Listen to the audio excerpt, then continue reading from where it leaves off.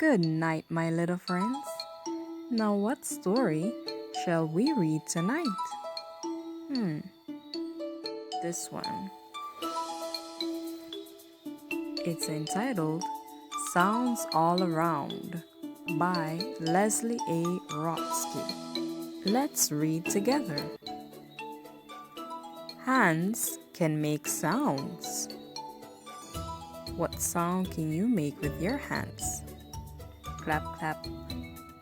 Bands can make sounds. Oh, look at the marching band.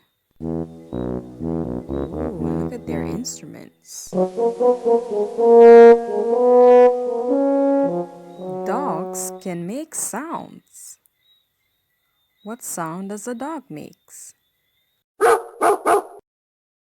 Frogs can make sounds. What sound does a frog make?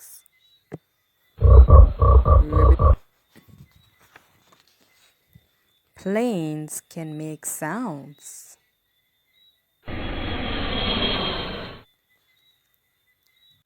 Trains can make sounds. Choo choo. Chugga chugga chugga chugga choo choo. You can make sounds. Now I hope you're making happy sounds.